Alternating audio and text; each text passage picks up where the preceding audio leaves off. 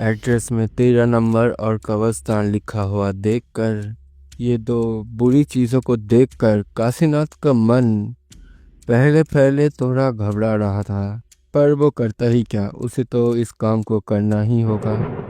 अचानक हेलो दोस्तों, मैं हूँ केडी और आप देख रहे हो केडी हंट। आज की कहानी का नाम है चांदू बाबू, जिसके लेखक है तारापद रॉय।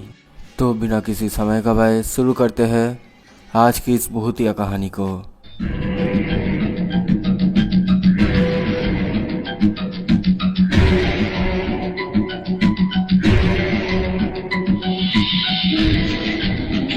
ठंड का मौसम शुरू हो चुका है और अभी शाम होने वाला है। इस मौसम में शाम जल्दी ही हो जाता है और ऊपर से दोपहर के समय थोड़ा बारिश भी हुआ था। अभी फिलहाल बारिश नहीं हो रहा, पर अभी तक काला बादल आसमान को घेर के रखा है और हवा भी बह रहा है। काशीनाथ थोड़ा तेजी से चल रहा था और अपने मन ही मन सोच रहा था, आज दिसंबर का 18 तारीख है और इस समय कभी कभी तूफानों के साथ बारिश भी होता है। काशीनाथ एक कुरियर कंपनी में काम करता है।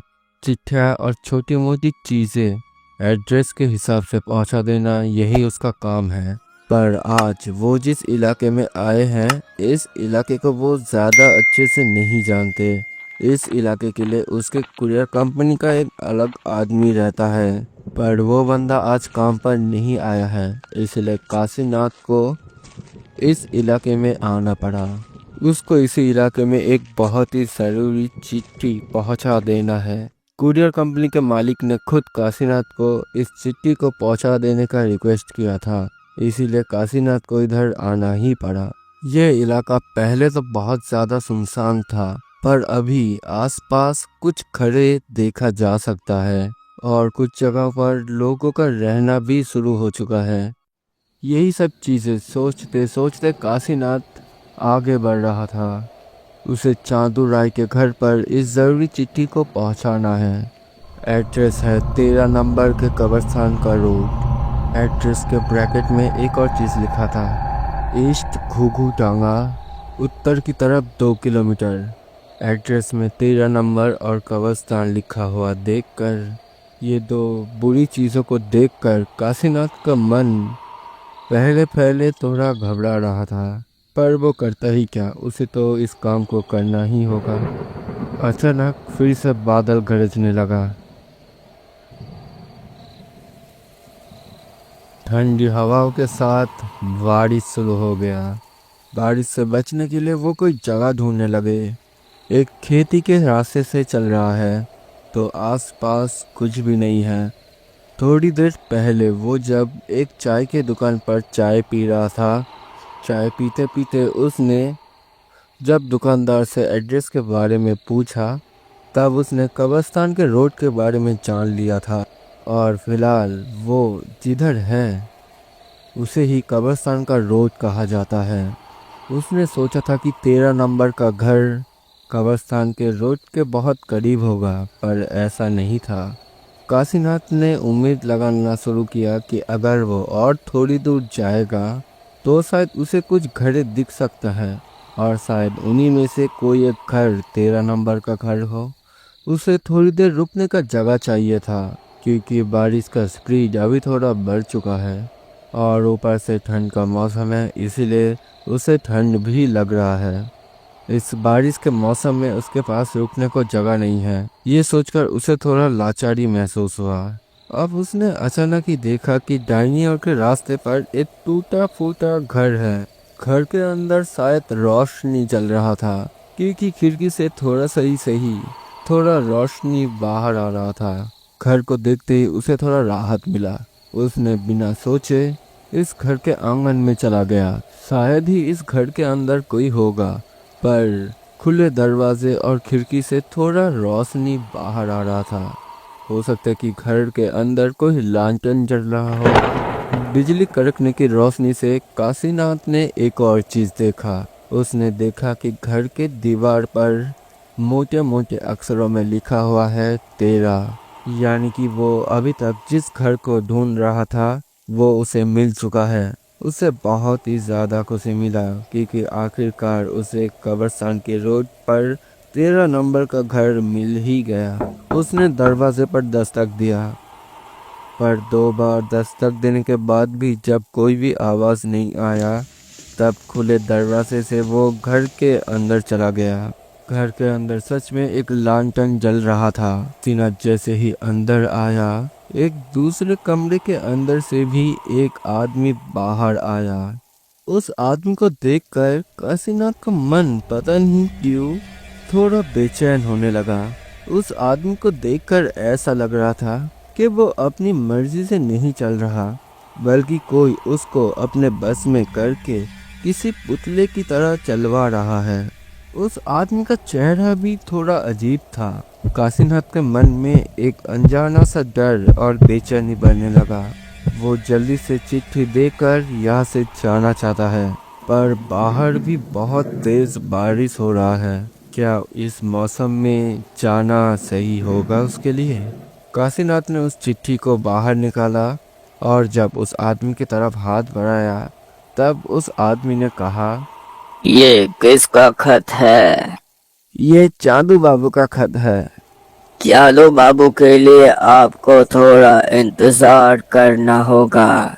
चांदू बाबू अभी आने में थोड़ा देर करते हैं। आप ही रख लीजिए ना चिट्ठी को।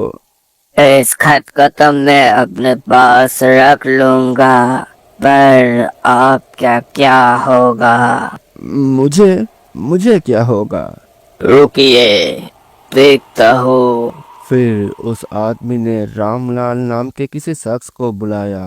थोड़ी देर बाद ही रामलाल आ गया, पर रामलाल नाम का ये व्यक्ति बिल्कुल इसी आदमी की तरह दिख रहा था।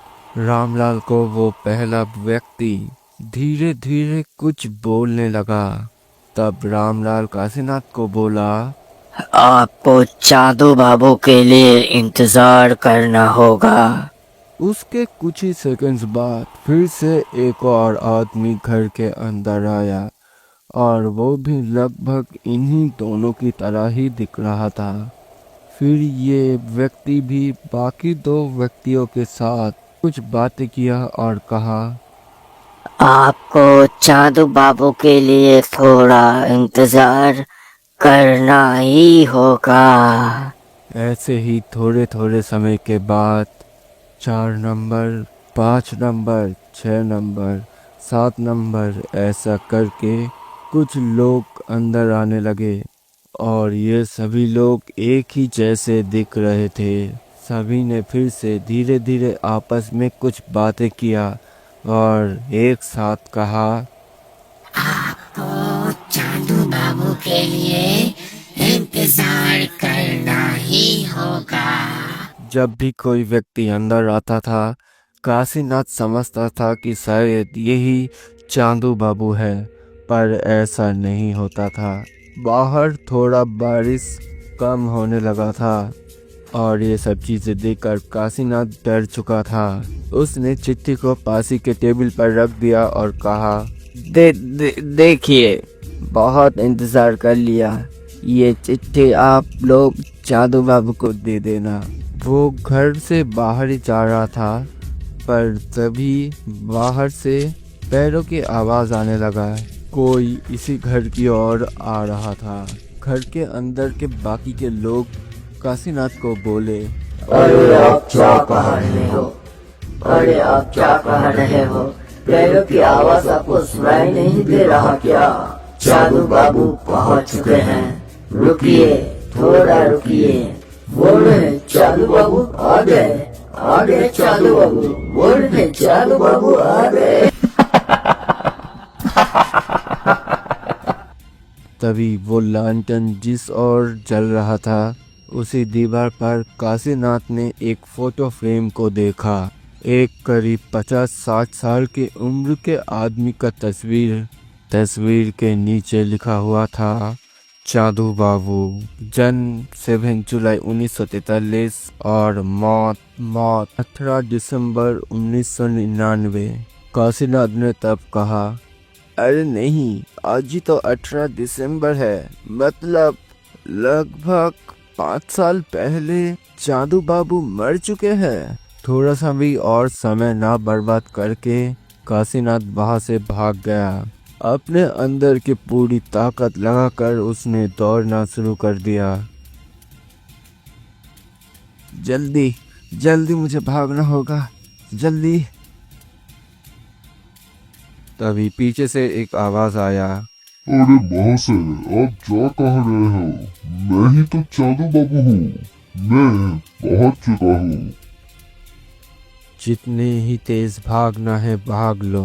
पानी के ऊपर दौड़ने का आवाज सुन के समझा जा सकता है कि चांदू बाबू पीछे ही आ रहा है। आप लोग देख रहे थे चांदू बाबू, जिसके लेखक है तारापद रॉय। तो आज की कहानी आपको कैसा लगा हमें कमेंट करके बता सकते हैं। और अगर वीडियो पसंद आता है तो ज़रूर से वीडियो को लाइक कीजिए और चैनल को सब्सक्राइब कीजिए। तो आज की कहानी और ये वीडियो यहीं पे ख़त्म होता है। मिलता है अपने अगले वीडियो में। Bye bye.